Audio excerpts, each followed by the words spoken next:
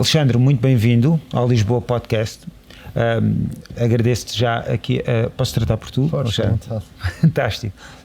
Ser muito bem-vindo aqui ao Lisboa Podcast. O Alexandre é Alexandre Poço, é líder do JSD, da Juventude Social Democrata, é deputado na Assembleia da República, eleito no distrito pelo Círculo de Lisboa, não é? É verdade. E, portanto, a primeira pergunta, logo assim, para fazer aqui uma pequena apresentação, é quem é o Alexandre? Quem é o Alexandre? Falar aqui um bocadinho do seu percurso pessoal, a nível escolar, académico, depois político. Como é que entrou nisto da política? No fundo, hoje o tema é sobre o impacto dos jovens na política e o Alexandre, sendo um jovem na política, perceber como é que entrou na política. Muito bem, então antes de mais, obrigado pelo convite, é um gosto de estar aqui a conversarmos um bocadinho. A política surge cedo na minha vida, eu comecei a interessar-me por temas políticos e por ler sobre política desde a minha pré-adolescência, adolescência. Eu sempre gostei muito de ler sobre notícias, de ver notícias na televisão e de ler, e eu penso que o hábito e o gosto pela leitura fizeram com que começasse a ler mais sobre história, sobre filosofia, sobre aquilo que, no meu entendimento, marca aquilo que é a nossa vida coletiva, de onde é que nós viemos, quem é que somos, e é aí por volta dos 12, 13, 14 anos começa a ter um interesse mais significativo pelos temas políticos. Eu decido juntar-me e ir bater à porta, porque fui literalmente bater à porta da sede do meu partido em Oeiras, e na altura eu não sabia que as sedes partidárias durante o dia estão fechadas, porque as pessoas só estão fechadas? Sim, as sedes nacionais não, as sedes nacionais estão abertas o dia todo, as sedes locais dos partidos por norma só abrem à noite. Eu fui 2 vezes no verão entre o meu 11º e o 12º, eu já tinha 17 anos, quando decidi, depois de andar a ler, de que para aquelas ideias que eu tinha, aquilo que eu achava mais correto, aquilo que eu via como uma melhor forma de nós construirmos a sociedade, olhando para a oferta de partidos e de organizações que nós tínhamos na democracia portuguesa, a maior compatibilidade, ou seja, era com as ideias do Partido Social Democrata. Entretanto, passaram 15 anos, desde esse momento, em 2009, e é um percurso que fui fazendo ao mesmo tempo que tirei a minha licenciatura, acabei o meu mestrado, estive a trabalhar, ainda comecei a trabalhar numa consultora quando estava a acabar o mestrado na Universidade Nova de Lisboa, e estive 5 anos nessa consultora, entre 2014 e 2019. Qual foi o curso, Alexandre? Eu por acaso o meu percurso académico é em diferentes áreas. Porquê? Porque eu fiz o meu secundário em Ciências, fiz a minha licenciatura em Comunicação, portanto a área das Humanidades, e depois fiz um mestrado em Gestão, sempre na Universidade Nova de Lisboa, em 2 faculdades diferentes da Universidade Nova de Lisboa, e depois acabei a trabalhar em Finanças, fui consultor durante 5 anos na PricewaterhouseCoopers, e até 2019, data em que sou eleito pela primeira vez deputado à Assembleia da República na 14ª legislatura. Entretanto já fui reeleito mais 2 vezes, em 2022 e recentemente em março, e portanto a política tem-me acompanhado ao longo dos últimos 15 anos. Olhando para trás, penso que para aquelas que são as minhas principais ideias, a minha filosofia, a forma como eu vejo o mundo, penso que continuo a estar no sítio certo, acho que fiz a escolha certa.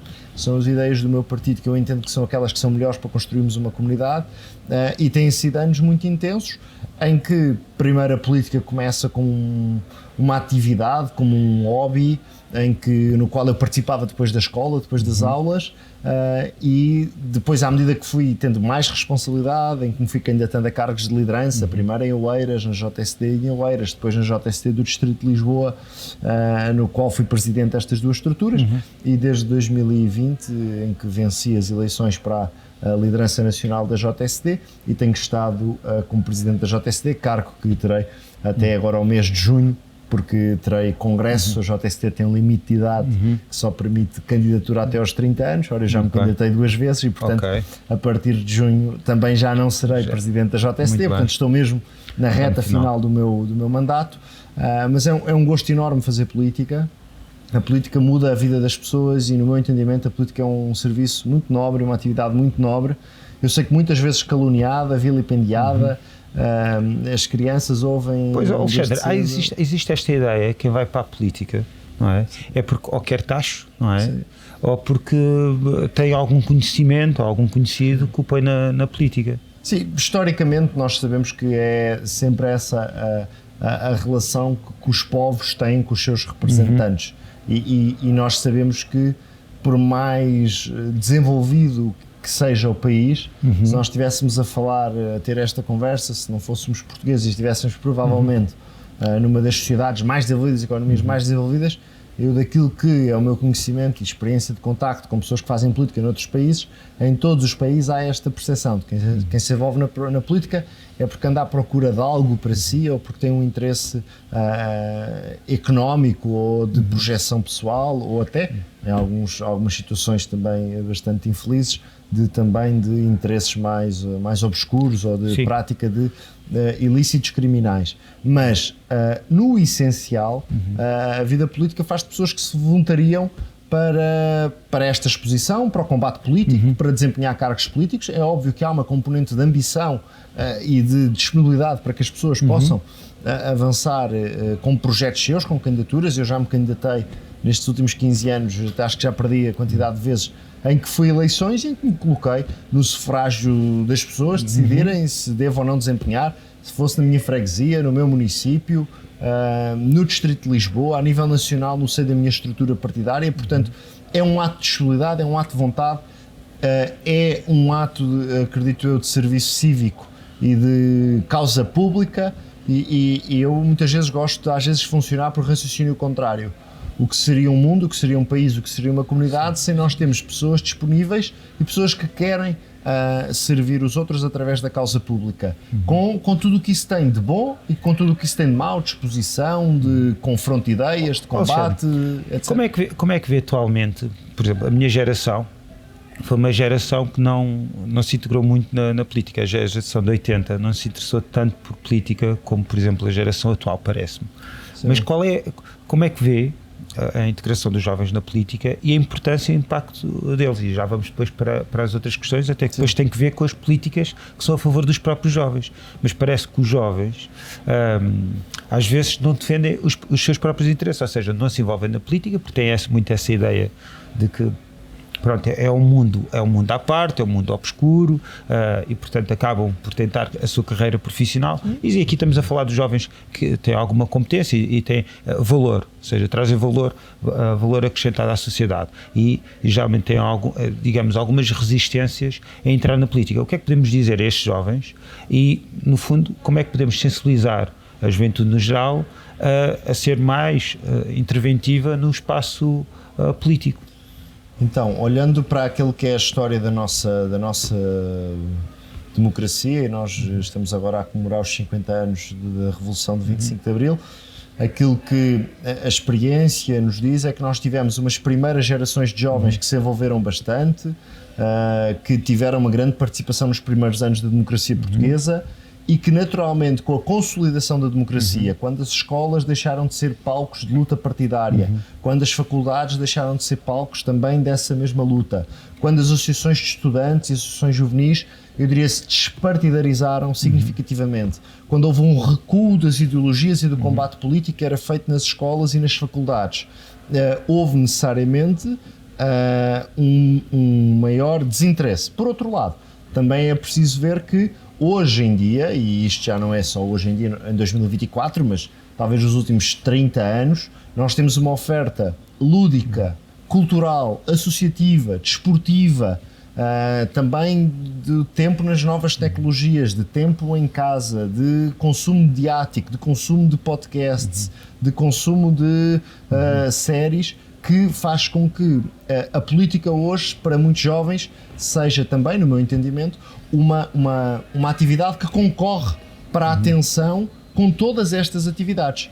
Agora, aquilo que eu tenho sentido nos últimos anos, e embora, obviamente, que hoje as escolas continuam bastante Não há comparação entre aquilo que eram as escolas no final dos anos 70, no início da nossa democracia, ou início dos anos 80, com aquilo que são hoje, o que diz respeito ao combate partidário, ao combate político. Isso não há comparação.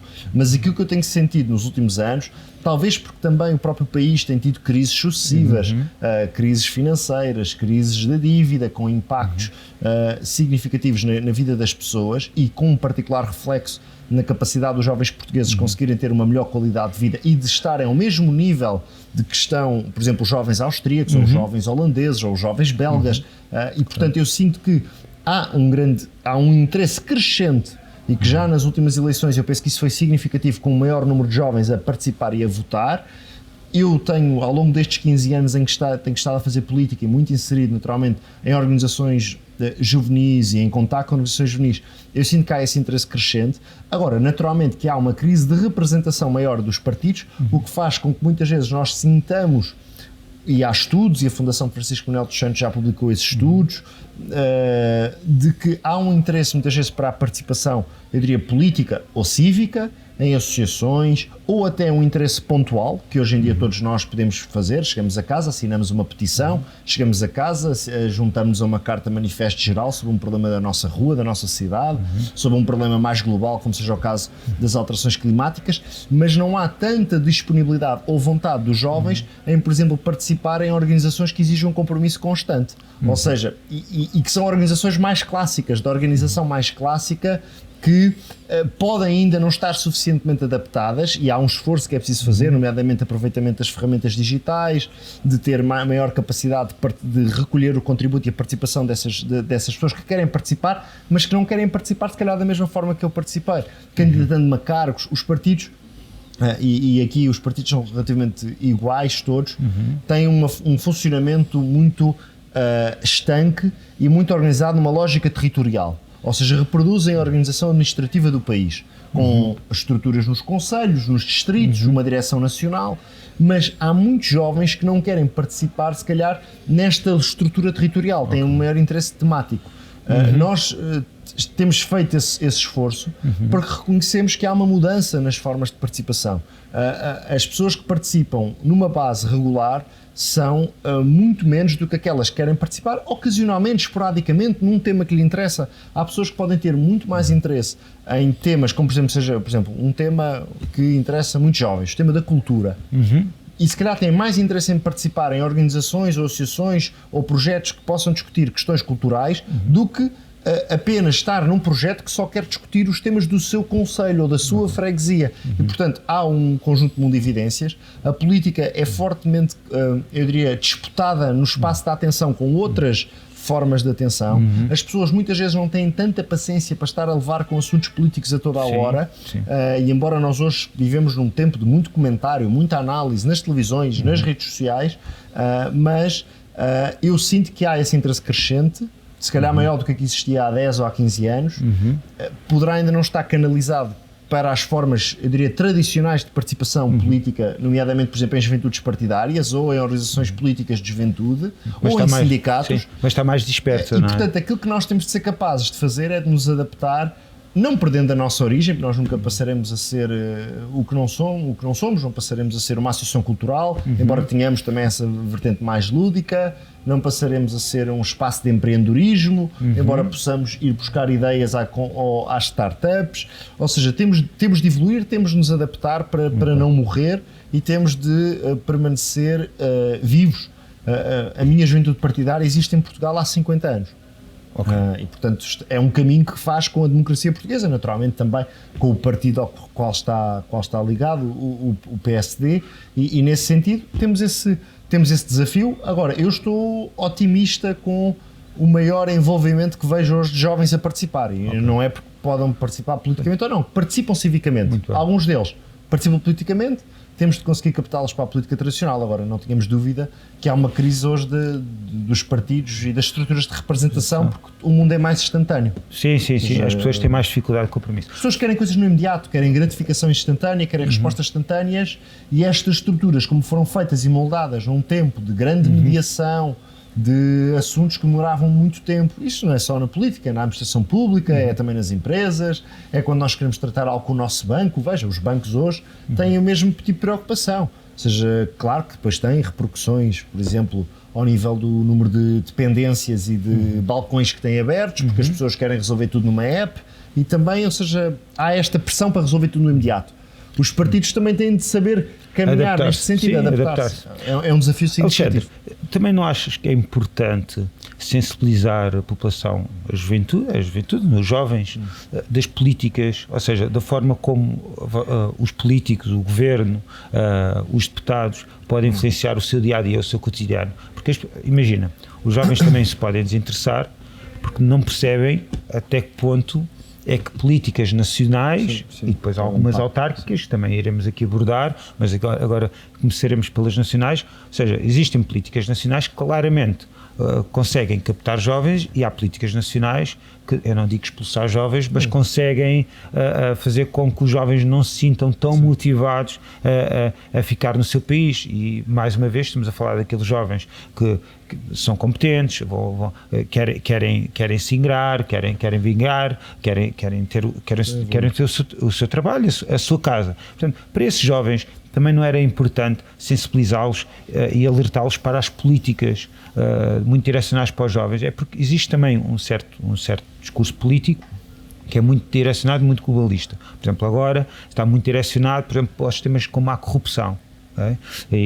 E de uma forma mais ou menos popular, está muito vincado na parte, como acabaste há pouco de dizer, os políticos, alguns são os vilões e outros são os bons. Existe agora muito este jogo. Ou seja, primeiro, como é que podemos, de uma forma clara, sensibilizar os jovens e quais são as políticas que tens em mente, políticas a nível nacional, para captar e para reter jovens, porque aqui na cidade de Lisboa, por exemplo, cada vez vemos menos, até por impossibilidade das questões de habitação, cada vez vemos menos jovens na nossa cidade. Ou seja, um jovem não consegue, isso é algo que se fala em qualquer lado, um jovem não consegue pagar uma renda de 2.000 euros, e hoje uma renda de 2.000 euros na cidade, no centro de Lisboa, é algo normalíssimo. E portanto, o que é que vai acontecer ao nosso país e às nossas cidades, aqui mais especificamente à cidade de Lisboa, daqui a 10 anos, 15 anos? Quantos portugueses é que vamos ter no centro de Lisboa? Que vida é que vamos ter aqui na nossa cidade? Então, quais são as políticas? A pergunta é: quais são as políticas que podem fazer jovens ficarem no país, e políticas que possam permitir um jovem comprar uma casa numa cidade como Lisboa? Então, vou por partes. Em primeiro lugar, não há nenhum partido, não há nenhum político, seja ele de esquerda, de direita, do que for, que queira que os jovens saiam do país. Nós muitas vezes assistimos a esse debate político, mas eu acho que isso é mais chicana partidária, ou seja, de nós acusarmos um partido ou um político de dizer que quer que os jovens saiam do país. Ou seja, eu faço sempre essa distinção entre aquilo que é a intenção, outra coisa aquilo que são as consequências de políticas que podem ser tomadas e que ajudam mais ou menos para resolver essa questão. Esse é o primeiro ponto. Em segundo lugar, a política no geral, o Parlamento, que é hoje a instituição pela qual eu posso falar melhor por conhecer, por estar como deputado há cerca de 4 anos e meio, o Parlamento é de fazer um grande esforço. Eu acredito que tem feito. Hoje o Parlamento já tem uma página de Instagram, nas últimas eleições legislativas houve um conjunto de projetos que tiveram parcerias com canais de televisão, com rádios, para divulgar aquilo que são as posições políticas para os jovens dos diferentes partidos e das diferentes forças políticas. Há retratos a sair nas redes sociais a toda a hora, e portanto eu penso que hoje há muita informação, e já há mais informação do que existia, por exemplo, há 15 anos, sobre dados, quanto é que ganha um jovem, qual é que é a renda média em cada cidade e em cada concelho do nosso país, quantos é que estão a emigrar. Sabemos que hoje 1 em cada 3 jovens portugueses estão a emigrar, sabemos que cerca de 80% dos jovens portugueses ganham menos do que 1.000 euros por mês líquidos. Ou seja, hoje há mais informação, e a política deve também ter a capacidade de expor aquilo que é feito. Há um projeto que eu não posso aqui deixar de falar, que é um projeto no qual eu participei enquanto estava no 12º ano, que é o projeto do Parlamento dos Jovens, que hoje tem mais de 1.000 escolas abrangidas, e que reproduz nas escolas aquilo que é o funcionamento do Parlamento, em que os estudantes podem candidatar, depois são eleitos para sessões distritais, numa sessão distrital são depois eleitos deputados à Assembleia da República, deputados jovens. É um projeto que está agora, por exemplo, nesta altura do ano a acontecer. Eu participei nesse projeto quando tinha 17 anos. Agora vejo esse projeto do outro lado, porque já estou como deputado à Assembleia da República, e eu entendo que tudo aquilo que for positivo para se demonstrar a importância, uma questão que estavas a referir há pouco, a importância das políticas na vida concreta das pessoas é muito significativo. Por outro lado, nós sabemos que há dois grandes problemas, no meu entendimento, que fazem com que os jovens acabem a escolher emigrar. E só aqui um atalho de foice. Também há muitos jovens que não querem fazer um percurso na política porque quando comparam a possibilidade que têm, por exemplo, de remuneração na política ou de remuneração numa carreira no setor privado, ela no início pode ser desfavorável para o setor privado, mas dentro de alguns anos, nomeadamente se migrarem, então a remuneração que é oferida pelo exercício de um cargo público em Portugal é significativamente inferior àquilo que, por exemplo, um jovem pode conseguir como consultor no Luxemburgo, ou na Holanda, ou em França, ou no Reino Unido. E, portanto, também há aqui um problema, não queria estar a desenvolver muito mais. Mas isso traz um problema importante, mas isso é um problema concreto que afasta... Da atração pessoal qualificada para a política. Mas isso afasta as pessoas de valor, sim, não é? É verdade, mas é um tema que também nós nunca podemos deixar de desligar daquela que é a realidade salarial do nosso país. Claro. Ou seja, portanto, nós podemos entender que quando nós comparamos quanto é que, por exemplo, ganha o Primeiro-Ministro de Portugal e quanto é que ganha, por exemplo, o CEO de uma grande empresa, nós ficamos a perceber, bom, mas quem é que tem mais responsabilidades? Agora, isto também não pode ser naturalmente desligado, aquele que é o salário do Primeiro-Ministro de Portugal com aquele que é o salário médio de um português. E, portanto, e, portanto, nós temos sempre de enquadrar o tema em diferentes perspectivas. Porquê? Porque poderia ser eu diria, aceitável do ponto de vista das pessoas, dos portugueses, que o Primeiro-Ministro de Portugal tivesse um salário muito maior do que aquele que tem, independentemente da comparação que, por exemplo, é feita. Ainda há dias o Instituto Mais Liberdade publicou uma comparação de quanto é que se ganha no setor privado e na política em Portugal, para se perceber que um CEO de uma empresa cotada em Portugal ganha muito mais do que ganha o Primeiro-Ministro de Portugal. E embora tenha grandes responsabilidades, acredito que chefiar o governo do país é talvez das maiores responsabilidades que há neste país, mas não há comparação, e nem vou estar aqui a dizer o nome de algumas empresas, entre aquilo que ganham CEOs de grandes empresas portuguesas e quanto é que ganha o Primeiro-Ministro de Portugal. Mas este é um ponto. Agora, claro, também depois não podemos deixar de fazer essa comparação, qual é que é o salário médio português e se os portugueses aceitariam ou não que se aumentasse a remuneração dos políticos, tendo em conta aquilo que são o salário médio do português ou aquilo que é o salário mínimo. Portanto, é uma discussão que é complexa. E é uma discussão que os populistas iriam logo aproveitar para fazer vingar as suas teses. Mas ainda um ponto, eu entendo que porque é que uma pessoa decide emigrar? E quando nós observamos o mundo todo, para onde é que as pessoas, quem é que imigra, de onde e para onde?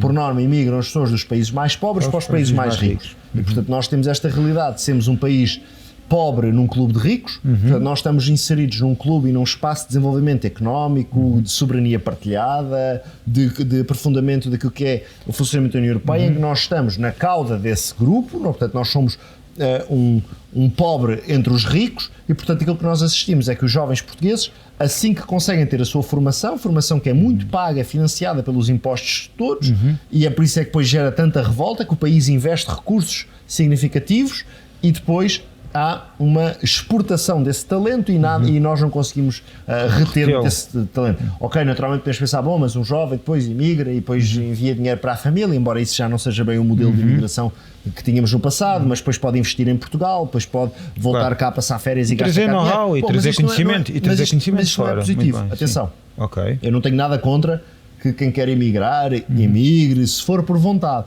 O problema que nós temos a assistir no nosso país já há vários anos, independentemente de quem está no governo, por isso é que eu não gosto de fazer leituras partidárias sobre este assunto, é de que a imigração não forçada, por vontade, por projeto, para fazer Erasmus, para ir trabalhar 2, 3 anos, isso não tem problema nenhum e é normal. O problema é quando nós temos uma situação social e uma realidade social no nosso país, em que nós assistimos a que muitas vezes ela acaba por ser forçada, no meu entendimento, por 2 grandes fatores. Os baixos salários e a dificuldade em conseguir ter a habitação. E como é que podemos imagina, eu sou um mero votante, ou seja, um cidadão que vota, sim, aquele típico cidadão que vota, que vê as notícias no SAP ou vê, sim, o telejornal 5, 10 minutos. Ou seja, e um jovem, hoje em dia também é assim, anda, sim, provavelmente mais nas redes sociais do que propriamente informado sobre as políticas. Como é que passamos a mensagem, ou seja, como é que dizes a um jovem que as tuas políticas nos próximos anos vão ser impactantes na vida dele e, portanto, como é que dizemos, como é que convencemos essas pessoas, esses jovens, que vão haver medidas a favor deles? Quais são essas medidas? Quais são essas medidas em concreto que vão influenciar o cotidiano? Então, porque as pessoas hoje em dia têm uma dificuldade que é, e estavas a falar da política do antigamente, mas ainda assim, eu acho que, e tu falaste aí dos populistas, eu acho que hoje em dia tem mais sucesso quem consegue chegar às massas, ou seja, quem consegue ter uma comunicação direta e quase aquela conversa de café, que às vezes também é perigosa, torna-se perigosa, mas consegue passar muito bem às massas, ou seja, isso entra no ouvido das pessoas. Como é que nós conseguimos dizer a essas pessoas que o trabalho vai ser feito e que trabalho é que vai ser feito? Ou seja, 2, 3 medidas assim específicas que os jovens pensam, realmente agora vem este governo, está lá este governo, e eles vão fazer isto diferente. Pelo menos ficar com esta ideia. Então. Assim, os populistas, por norma, sejam de esquerda, sejam de direita, sim, acabam depois por buscar com a realidade. A realidade é muito complexa e uma das principais ideias dos populistas é que se nós retirarmos o atual corpo de pessoal político e se substituirmos por outro, nomeadamente por eles próprios, os problemas todos se resolvem. Bom, sim, mas aquilo que nós assistimos na Grécia com o Syriza, no Brasil com Bolsonaro, nos Estados Unidos com Trump, é que os problemas continuam, porque a realidade é muito complexa. Tomar uma decisão no Estado até que ela tenha efeitos demora o seu tempo. Claro. E, portanto, aquilo que muitas vezes faz parte do discurso populista é partir um problema complexo como se fosse uma questão quase de vontade. E aquilo que é muitas vezes dito às pessoas é que isto não acontece porque eles não querem. E é uma mensagem que muitas vezes passa e que tem eficácia e que tem tido o seu sucesso eleitoral e que te faz caminho. É difícil porque é mais complicado nós explicarmos que as coisas demoram o seu tempo a produzir efeitos na realidade. Para os dois problemas que eu estava a dizer, nós temos, e eu estou muito ligado a estes problemas porque são propostas que nós temos vindo a fazer nos últimos anos e que foram propostas da JST, que depois migraram das nossas propostas que fomos apresentando no Parlamento e que migraram, entretanto, para o programa eleitoral da Aliança Democrática e depois disso para o programa de governo. Há 2 conjuntos de propostas. Em primeiro lugar, o tema dos salários. Eu não acredito, e acho que isso também não é real, ou seja, os salários não sobem por decreto. O único salário que sobe por decreto em Portugal é o salário mínimo, em que naturalmente existe uma obrigação legal em que o Estado diz para os seus trabalhadores na administração pública e para as empresas do setor privado não podem remunerar ninguém abaixo deste valor. Mas isto é o salário mínimo e naturalmente nós não queremos nivelar o país por baixo, portanto nós não queremos que de repente o salário mínimo e o salário médio estejam colados um ao outro e nos últimos anos assistiu-se a uma progressiva colagem dos dois salários, o que cria também significativos problemas. Mas sobre o salário dos jovens nós temos de atuar numa dimensão que eu diria que demora mais tempo a ter resultados e noutra que é mais imediata. Aquela que demora mais tempo a ter resultados é que nós conseguirmos ter as nossas empresas a pagar melhores salários. Ora, aí nós temos de ter um conjunto de medidas, seja fiscais, de alívio dos impostos às empresas, seja de acabar com tanta burocracia que o Estado exige às empresas, seja garantir que em Portugal as nossas empresas conseguem ter mais capital, que são empresas menos endividadas, conseguem vender os seus produtos e serviços a um preço mais elevado e que, portanto, seja, esta é uma agenda económica que demora a produzir impactos.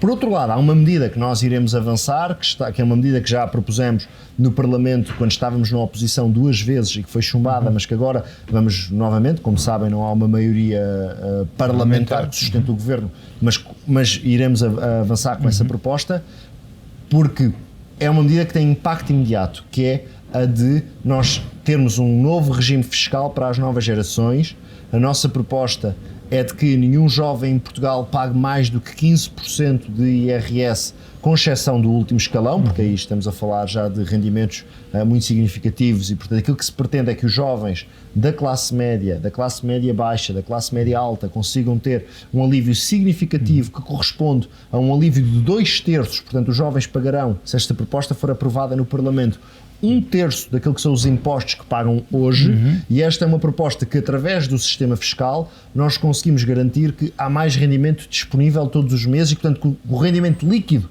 de cada jovem em Portugal aumenta. Isto é um eixo que está ligado com a questão do rendimento. Por outro lado, na questão da habitação, eu tenho batido por duas propostas, também já foram, uma foi chumbada já 4 vezes, a outra foi chumbada 2 vezes, vamos voltar a apresentá-las e eu acho que está para breve, que essas propostas vão ser postas acima da mesa. Por um lado, hoje é muito difícil um jovem conseguir comprar casa, e é muito difícil porque o jovem tem de conseguir juntar, por uma questão relacionada com as regras bancárias e outra questão relacionada com as regras fiscais, tem de juntar uma primeira entrada, que no mínimo são 10% daquilo que é o valor que consegue acordar para comprar uma casa, e por outro lado depois aquilo que se chama a segunda entrada, que é a questão do pagamento do IMT e do imposto de selo. A proposta que nós temos vindo a fazer e que eu já apresentei no Parlamento várias vezes, e que é uma proposta que vem também da JSD e que hoje está no programa de governo e que não demorará muito a ver a luz do dia, é de que na compra da primeira casa até aos 35 anos existe uma isenção do pagamento de IMT e do imposto de selo. Por exemplo, numa casa que custe 200 mil euros, ou 250 mil euros, ou 300 mil euros, nós estamos a falar de uma poupança que pode ir entre os 7, 8 mil euros até quase os 17, 18 mil euros, que é a tal segunda entrada. Para a questão da primeira entrada, que é aquilo que os bancos exigem, portanto é o sinal que os bancos exigem, e que, portanto, que faz com que os jovens só consigam muitas vezes ter financiamento a 85% ou 90%, a proposta que nós fazemos é à semelhança daquilo que acontece com o crédito para o ensino superior, ou o que acontece no crédito às empresas, é que o Estado deu uma garantia na parte que os bancos atualmente não estão a cobrir. Ou seja, resultado concreto desta medida, o banco passa a poder emprestar a 100% a um jovem para comprar a sua primeira casa, naturalmente que isto vai ter de ter um valor limite de valor para poder ter esta garantia, porque senão naturalmente também ninguém entenderia que o Estado andasse a dar garantias para casas milionárias, ou para casas de luxo, mas para casas para a classe média. Mas Alexandre, 300 mil euros hoje em dia na cidade de Lisboa não é uma casa de luxo. Sim, vamos ver como é que depois fica o detalhe da proposta, mas a proposta tem de ter um limiar de abrangência, seja no valor da aquisição, seja nos primeiros X milhares de euros do valor da compra da casa, em que essa parte está isenta, e depois se a casa for superior. Bom, vamos ver como é que é o detalhe da proposta, mas o racional da proposta é acabar com os impostos na compra da primeira casa, IMT e imposto de selo, que são os dois impostos, e o Estado dar uma garantia para que os jovens consigam ter financiamento a 100%, sendo que o Estado garante aquela parte que hoje é exigida como a entrada. Quando essa parte de capital for paga, a garantia pública extingue-se, e portanto é o natural funcionamento e a relação comercial que existe entre uma pessoa que tem um crédito com uma instituição financeira. Estas são duas propostas que também já apresentámos quando estávamos na oposição. São propostas que foram trabalhadas na JSD e que evoluíram hoje e que fazem parte do programa de governo, e que, no meu entendimento, dir-me-ão assim, muitas vezes eu ouço em debates que participam, vão resolver o problema? Eu não sei se vão resolver totalmente, mas aquilo que não pode acontecer é que esta seja a primeira geração de jovens que não tem qualquer tipo de medida de apoio à compra da primeira casa. Quando, nos anos 90, existia o crédito bonificado, quando os bancos podiam emprestar a 100% ou a 110%, e hoje em dia os bancos emprestam 85%, 80%, 90%, e além disto, portanto, a pessoa tem de juntar 20%, o que numa casa de 250, 300 mil euros, estamos a falar de dezenas de milhares de euros, e além disto ainda depois tem de pagar, porque o Estado diz, ok, muito bem, conseguiste ter financiamento bancário, conseguiste ter uma entrada, provavelmente se calhar com muito esforço, com a ajuda dos teus pais e dos teus avós, e ainda te vamos cobrar aqui mais 10 mil euros, ou 15 mil euros, ou 20 mil euros de IMT de imposto de selo. Portanto, estas duas medidas eu entendo que vão ser importantes para a questão da compra da primeira casa, mas atenção, isto são medidas de apoio à procura. E mais macro, nós temos de ter mais oferta de habitação em Portugal. Portanto, nós precisamos que quer o Estado, quer os privados, quer parcerias público-privadas, coloquem mais casas no mercado. Nós tivemos cerca de, penso que foram mais de 800 mil novas casas postas no mercado entre 2001 e 2011 e entre 2011 e 2021 tivemos só cerca de mais 100 mil casas novas. Portanto, nós numa década para a outra, portanto, entre a primeira década e a segunda década, o ritmo de construção nova e de colocar mais casas no mercado para aumentar a oferta diminuiu bastante. E, portanto, também há aqui uma relação entre aquilo que é a oferta de casas e aquilo que é também a procura e o preço que essa procura tem. Portanto, se nós tivermos mais oferta, nós vamos conseguir lidar melhor com uma procura que é crescente, porque hoje em dia as nossas cidades, e nomeadamente a cidade de Lisboa e a cidade do Porto, têm uma pressão de procura significativa. Nós temos jovens e famílias à procura da sua primeira habitação. Temos pessoas a querer mudar de casa porque viviam num T0 ou num T1 e querem viver num T2 ou num T3. Sim. Temos também a procura que resulta turística, embora a procura turística está naturalmente circunscrita a um conjunto de freguesias mais nos centros, quer de Lisboa, quer do Porto. E, portanto, eu também nunca gostei daquele debate em que diz que nós, para termos habitação, temos de acabar com o turismo ou temos de acabar com o alojamento local. Sim. Eu acredito que nós temos de procurar uma relação de equilíbrio. Porquê? Porque o alojamento local, por exemplo, em Lisboa, está muito circunscrito a um conjunto de freguesias onde sempre foi caro conseguir comprar casa. Sim. Sempre foi caro conseguir comprar casa na Lapa ou na Estrela. Sempre foi caro conseguir comprar uma casa nas Avenidas Novas, ou no Marquês de Pombal, ou aqui na Zona do Rato. Sempre foi caro. E é nestas zonas em que, além de já era previamente caro, nós tivemos um aumento de pressão que resulta do turismo, mas que resulta também do aumento da imigração, que está também a causar uma pressão significativa. Portanto, nós temos um conjunto de fatores de pressão na procura, em que há mais gente a procurar casas para comprar e temos menos oferta. Nos últimos anos, eu sou muito crítico daquilo que foi feito nos últimos anos, porque nós tivemos muita conversa, muita lenga-lenga, muitos planos, muitas estratégias, muitas leis, a Lei de Bases da Habitação, o Programa Nacional da Habitação, a Nova Geração de Políticas da Habitação, o Programa Mais Habitação, tivemos o Programa de Arrendamento Acessível e, portanto, nós tivemos muito papel, poucas casas. Portanto, por isso é que eu gosto de dizer que nós nos últimos anos tivemos muitas casas de papel e agora precisamos ter mais casas para as pessoas viverem. Eu acho que isso é Alexandre, permite-me só e não tenho nada contra que haja habitação pública e que haja habitação privada, porque nós precisamos de mobilizar todos os setores. Não tenhamos ilusões. A maior parte da resposta será sempre a resposta do setor privado. Agora, não tenho nada contra que as câmaras municipais também possam fazer o seu esforço, habitação para estudantes, habitação acessível, para jovens, não tenho nada contra que também haja uma participação do Estado investindo os recursos todos. Alexandre, então permite-me só aqui sintetizar as tuas medidas, assim muito rapidamente, que é no fundo também para passar informação. Eu consigo. IRS máximo de 15% para os jovens até aos 35 anos, isenção de impostos na compra da primeira casa, uma garantia que garanta financiamento a 100% na compra da primeira casa junto dos bancos. Ok, muito bem. E indiretamente, tirar a burocracia das empresas. Depois há os problemas maiores, porque isto são questões que têm impacto imediato. Se a Assembleia da República aprovar, e nomeadamente se os partidos da oposição permitirem que esta proposta de IRS avance, quando a proposta estiver na lei, os jovens portugueses vão ter as tabelas de retenção a pagar 1/3 do imposto que pagam hoje. Mas, naturalmente, o Governo não dispõe de uma maioria na Assembleia da República, apresentará essa proposta e depois, naturalmente, o Partido Socialista e o Partido Chega terão de votar para perceber se votam a favor ou se votam contra. Quando nós estivemos a falar da isenção de IMT e de imposto de selo, por exemplo, aqui o Carlos Moedas também tem tentado, porque os municípios também podem fazer isto. O município de Mafra já fez isso, o município de Oeiras já fez isso, o município de Penafiel já fez isso. Há cada vez mais municípios a fazer isto, a dar isenção. Em Lisboa, o Carlos Moedas tem tentado, mas como sabes, a maioria do Executivo Camarário tem chumbado esta proposta do Carlos Moedas. Também não tem maioria, não é? Também não tem maioria, portanto tem governado e essa proposta não tem sido possível. Agora, o que é que eu entendo? Entendo que naturalmente que os municípios podem avançar com essa proposta porque têm espaço legal para avançar com essa proposta de isentar de IMT. Não podem isentar de imposto de selo porque isso é um imposto no qual os municípios não podem, é reserva da Assembleia da República, não podem efetuar alterações.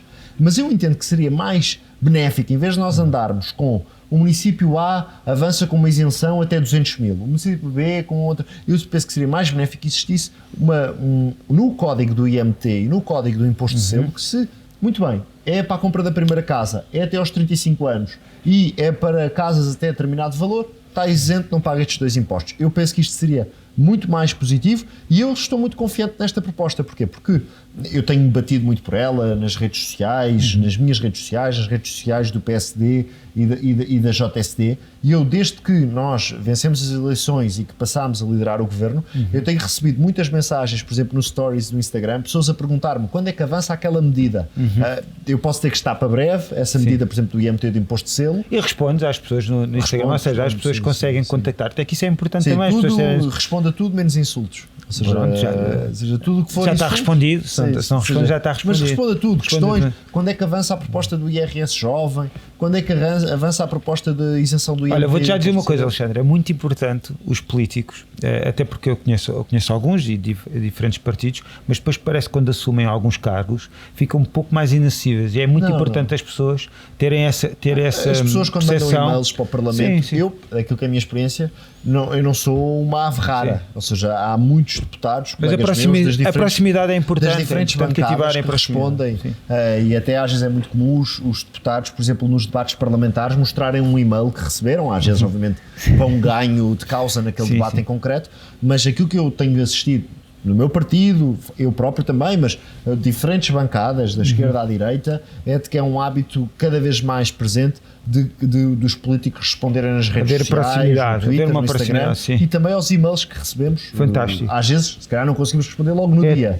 E a todos, não é? É complicado. Responder. Olha, Alexandre, em modo de conclusão, também dar aqui falarmos aqui do nosso projeto. O nosso projeto vem também ao encontro desta necessidade de criarmos uma comunidade na cidade de Lisboa, porque sentimos, as pessoas que moram cá, isto é, digamos, acho que é um pouco consensual, que alguns bairros, o centro de Lisboa, e não só o centro de Lisboa, está cada vez menos ocupado por portugueses e por jovens portugueses, e cada vez mais ocupados por estrangeiros. Basicamente, a cidade de Lisboa tem ocorrido um fenómeno que é crescente, que tem ficado cada vez mais despersonalizado. Isto não quer dizer que o turismo seja mau, nada disso. O turismo trouxe coisas fantásticas.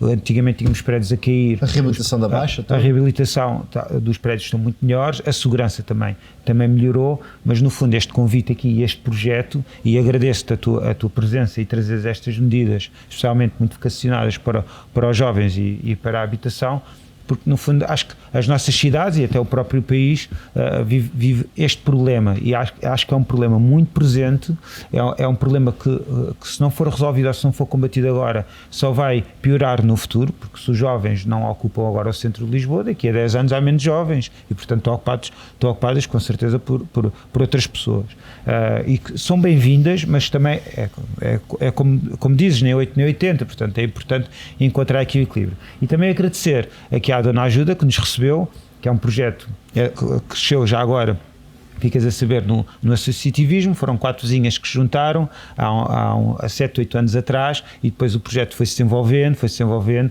e agora existe aqui estes 2 espaços onde existem dezenas de projetos. Portanto também é um convite que vos faço, visitem a Dona Ajuda, é um espaço muito agradável. Nós estamos num polo cultural que é designada praça, onde existem aqui eventos culturais, como concurso de poesia. Foi a última que eu assisti aqui, foi um concurso de poesia, mas convido-vos a visitar aqui este projeto, que é no centro de Lisboa, perto do Lar do Rato.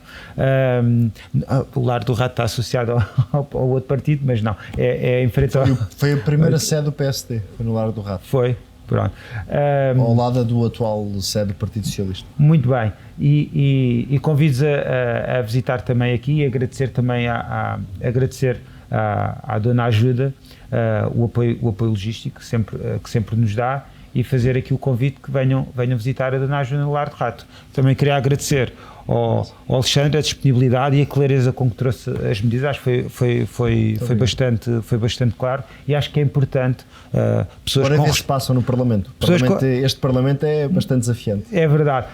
É importante pessoas com responsabilidades também se aproximarem deste tipo de projetos e, no fundo, dar-se a conhecer-se em si próprios e darem a conhecer os seus projetos e as suas ideias. Muito obrigado, Alexandre. Obrigado pela atenção.